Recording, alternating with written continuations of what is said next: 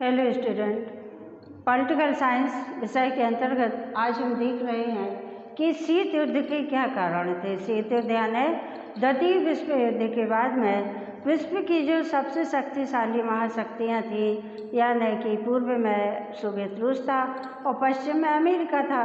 तो इन दोनों महाशक्तियों के बीच में जो शीत युद्ध चल रहा था, यानी तरह तरह की कूटनीतिक चालें दोनों देश जो एक दूसरे के प्रति चल रहे थे, तो आखिर उस शीत युद्ध के कारण क्या थे।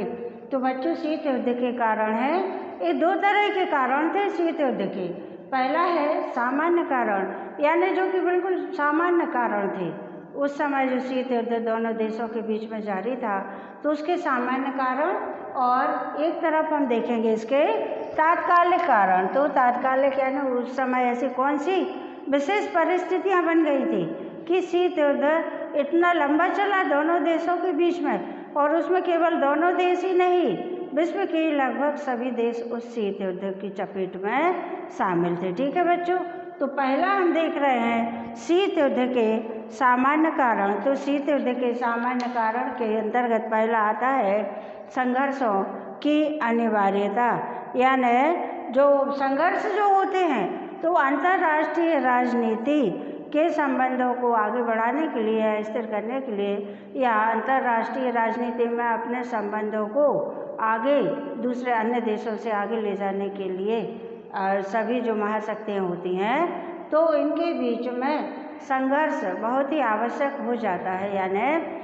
ऐसी महाशक्तियाँ जो कि एक दूसरे की प्रतिद्वंदी हों, एक दूसरे से होड़ में आगे बढ़ने के प्रयासरत हों, तो उस समय की परिस्थिति ये बनती है कि इनमें संघर्ष अवश्य होता है। अब वह संघर्ष परमाणु हथियारों का ना हो के, अगर वह विचारों के द्वारा, भाषण के द्वारा, या प्रेस के द्वारा, या अन्य कूटनीतिक चालों के द्वारा चला जाता है, तो उसको शीत युद्ध बोला जाता है। तो पहला इसमें है कि संघर्षों की अनिवार्यता, यानी उस समय द्वितीय विश्व युद्ध के बाद की जो परिस्थितियाँ थीं, तो उस समय दोनों महाशक्तियों के बीच में संघर्ष अनिवार्य हो गया था, क्योंकि विवाद होते हैं, तो विवाद तो कभी कभी होते हैं और उनका समाधान भी निकाल लिया जाता है, लेकिन अनेक अवसरों पर ऐसे मौके आते हैं जबकि संघर्ष होना अवश्यंभावी हो जाता है। तो इसलिए दोनों प्रतिद्वंदिता की होड़ में एक दूसरे से आगे बढ़ने के लिए दोनों में संघर्ष अनिवार्य था। वो परमाणु हथियारों से न लड़के विचारों के द्वारा या कटु भाषण के द्वारा अन्य तरीकों से का अपना कर ये शीत युद्ध इन दोनों महाशक्तियों के बीच में जारी था। और दूसरा बच्चों है विचारधाराओं का टकराव, यानी हम देखते हैं कि द्वितीय विश्व युद्ध के बाद में जो अमेरिका की विचारधारा थी वो उदार लोकतांत्रिक थी, पूंजीवाद की थी, और जो सोवियत रूस की विचारधारा थी वो कैसी थी, वो साम्यवादी विचारधारा थी। तो इधर हम देखें तो सोवियत रूस पश्चिम के देशों में साम्यवादी प्रसार करने में लगा हुआ था। तो हम देखें कि पश्चिम में जो कि अमेरिका महाशक्ति है, तो अमेरिका अपनी विचारधारा जो कि उदार लोकतांत्रिक या पूंजीवाद की विचारधारा को पूर्व के देशों में, जबकि जहाँ की सोवियत संघ है तो पूर्व के देशों में ही फैलाने के लिए ये प्रयासरत था। तो दोनों की विचारधारा एक दूसरे से अलग थी।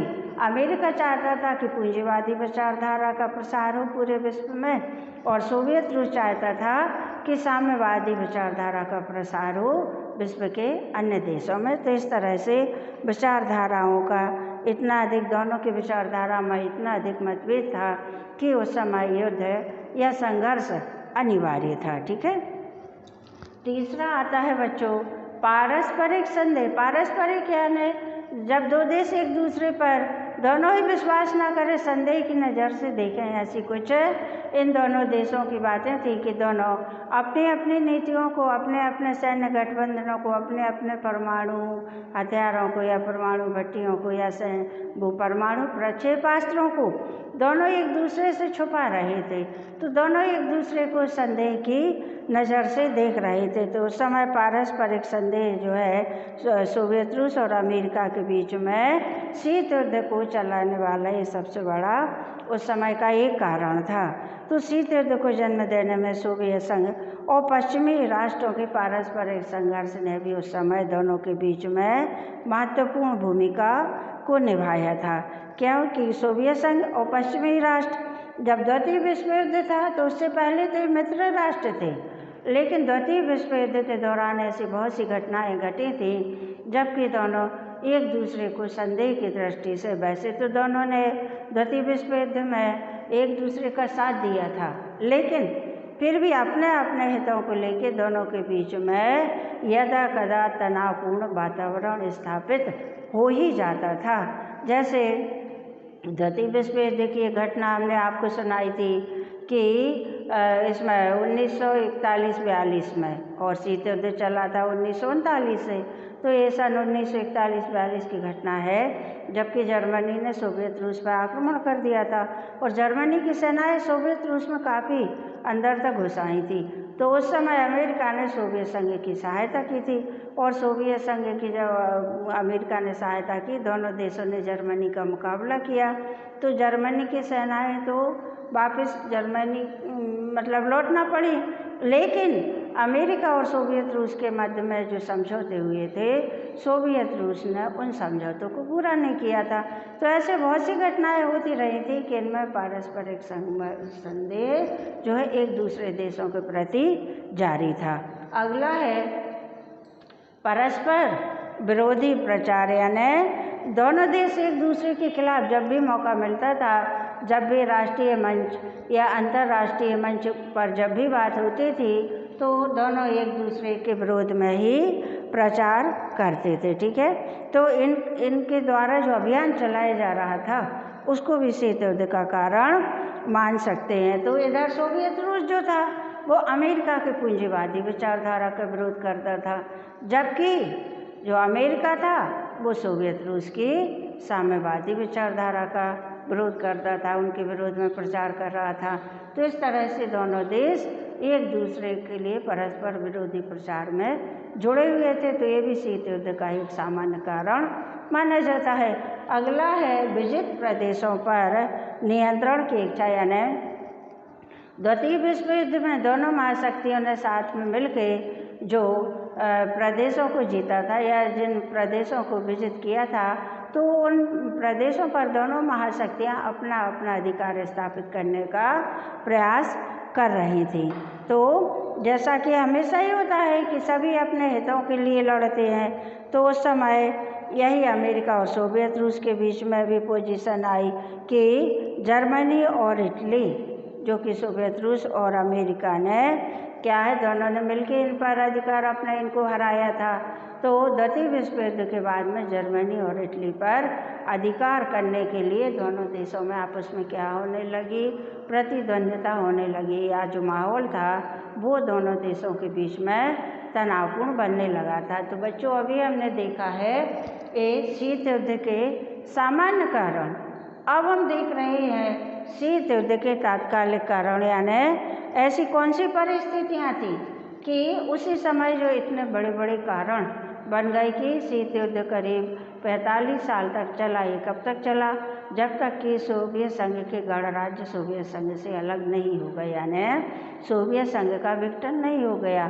तो एक महाशक्ति पूरी तरह से विघटित हो गई, फिर विश्व में केवल एक महाशक्ति बची, तो अमेरिका एक ध्रुव के रूप में कायम हो गया। तो शीत युद्ध अपने आप से समाप्त माना जाने लगा या समाप्ति हो गया, क्योंकि विश्व के अन्य कोई भी देश उस समय ऐसे नहीं थे जो अब अमेरिका को चुनौती दे सके या अमेरिका के सामने खड़े रह सके।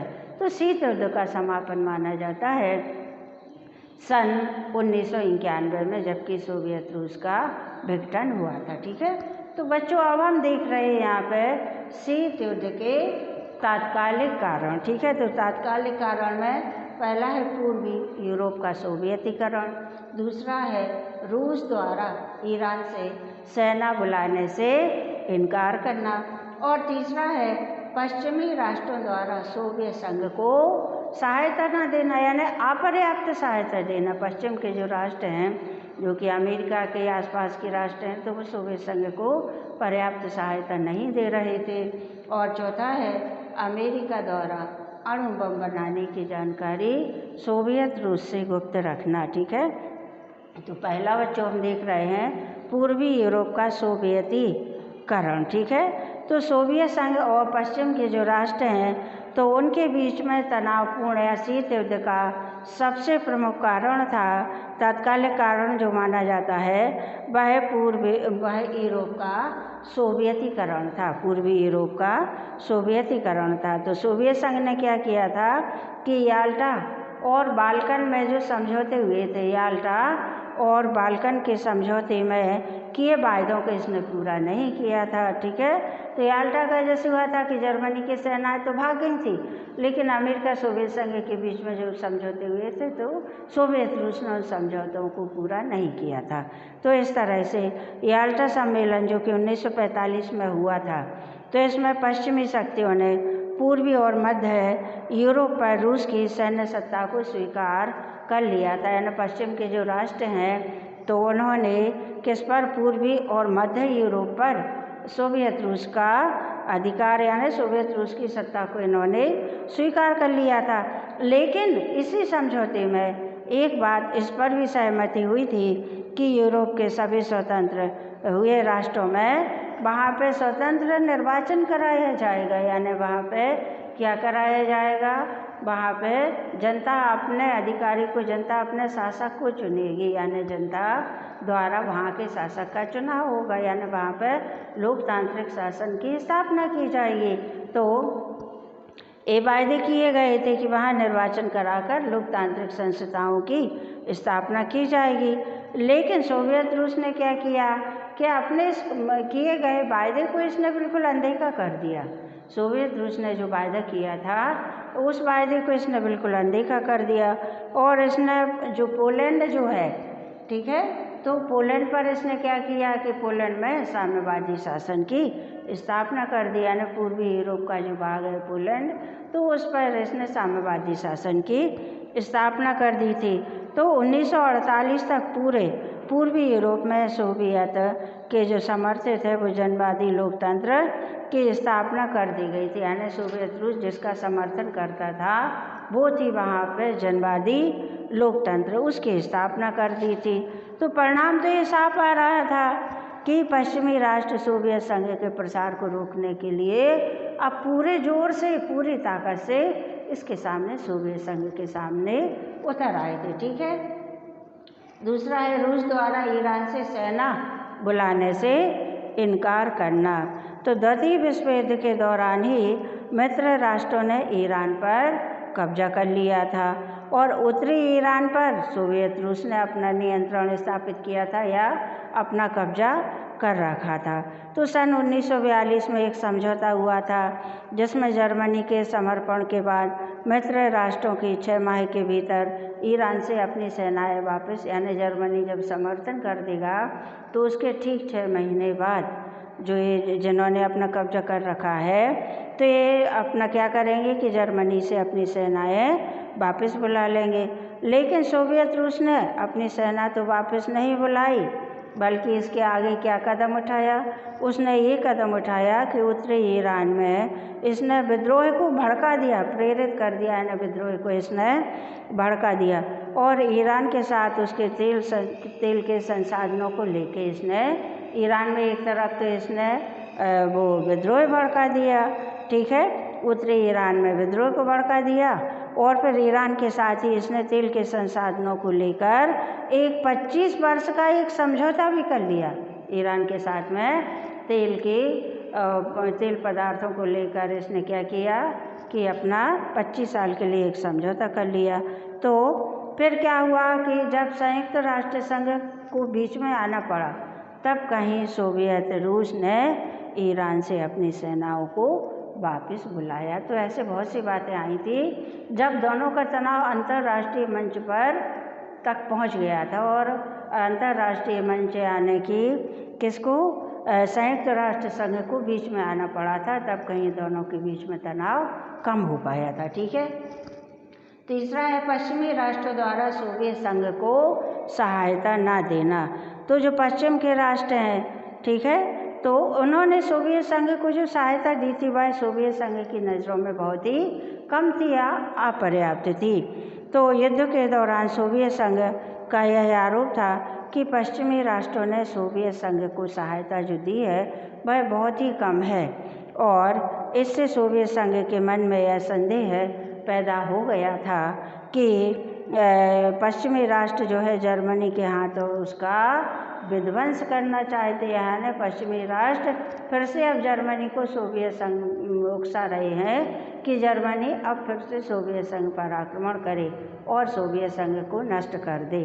तो ये संदेह सोवियत संघ के मन में आ गया था कि पश्चिमी राष्ट्र हमको तो सहायता नहीं दे रहे हैं, तो कहीं ऐसा तो नहीं है कि पश्चिमी राष्ट्र ये चाह रहे हों कि जर्मनी द्वारा सोवियत रूस पर हमला करवा दिया जाए और सोवियत रूस को बिल्कुल नष्ट कर दिया जाए। ठीक है, आखिरी बच्चों हम देख रहे हैं अमेरिका द्वारा अणु बम बनाने की जानकारी ना देना। किसको ना देना है? अमेरिका द्वारा, अमेरिका जो अणु बम बना रहा था वो उसकी जानकारी वो रूस से छुपा रहा था। ठीक है, तो अमेरिका तो मतलब ये बात तो सत्य है, इसको स्वीकारना है कि सोवियत रूस ने क्या किया था कि द्वितीय विश्व युद्ध में अमेरिका का सहयोग दिया था, उधर अमेरिका ने सोवियत रूस का सहयोग दिया था। लेकिन अमेरिका जो अणु बम परमाणु बम बना रहा था तो इसकी टेक्नोलॉजी को वह गुप्त ही रखे हुआ था। जब दोनों मित्र थे तो ये था कि दोनों एक दूसरे को सहयोग करेंगे, शस्त्रों में भी सहयोग करेंगे और परमाणु हथियार बनाने में या टेक्नोलॉजी के क्षेत्रों में भी दोनों एक दूसरे का सहयोग करेंगे। लेकिन सोवियत रूस को ये मालूम पड़ गया था कि अमेरिका जो परमाणु बम बना रहा है तो उसकी जो टेक्नोलॉजी है, जो तकनीक है, उसको वह सोवियत रूस से क्या कर रहा है? छुपा रहा है। तो स्टालिन को यह, स्टालिन उस समय जो वहाँ के राष्ट्रपति थे तो उनको ये लगा कि उनको धोखा तो लगा ही, अब इसके आगे वो ये भी सोचने लगे कि इधर अमेरिका हमसे छुपा भी रहा है और उधर अपने देश में परमाणु बम लगातार बनाता ही जा रहा है, तो ऐसा तो नहीं कि अधिक परमाणु बम बना के सीधा हमें पर आक्रमण कर दे। तो इस तरह से अपनी सुरक्षा को लेकर चिंतित होने लगे कि एक तरफ तो लगातार हथियार बनाता जा रहा है, हमको बता नहीं रहा, तो ऐसा तो नहीं कि पूरी अपनी शक्ति और जोर से हम पर आक्रमण कर दे, यानी पूरी शक्ति के साथ में हम पर आक्रमण कर दे। तो इस तरह से अपनी सुरक्षा को लेकर ये बहुत ही ज़्यादा भयभीत रहने लगे। तो सोवियत संघ ने अगस्त 1945 में हिरोशिमा और नागासाकी पर, अब क्या हुआ, द्वितीय विश्व युद्ध का जो अंतिम समय चल रहा था तो उस समय अमेरिका ने क्या किया कि सोवियत संघ को डराने के लिए या अपनी ताकत दिखाने के लिए जापान के जो शहर हैं हिरोशिमा और नागासाकी, तो 6 अगस्त 1945 को इसने हिरोशिमा पर परमाणु बम गिरा के पूरी तरह नष्ट कर दिया और 2 दिन बाद 9 अगस्त 1945 को इसने नागासाकी जो कि जापान का शहर है उस पर इसने परमाणु बम गिराया और उसको पूरी तरह से नष्ट कर दिया।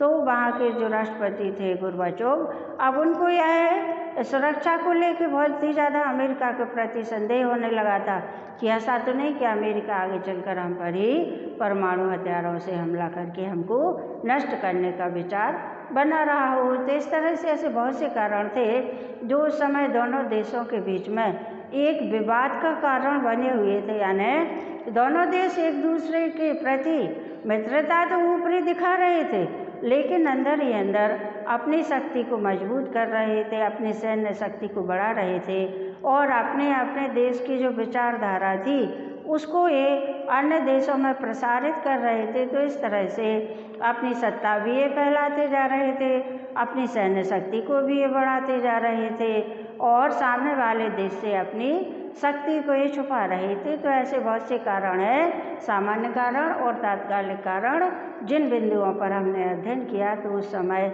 शीत युद्ध के जो कारण थे वो कारण हमने यहाँ पर ज्ञात किए।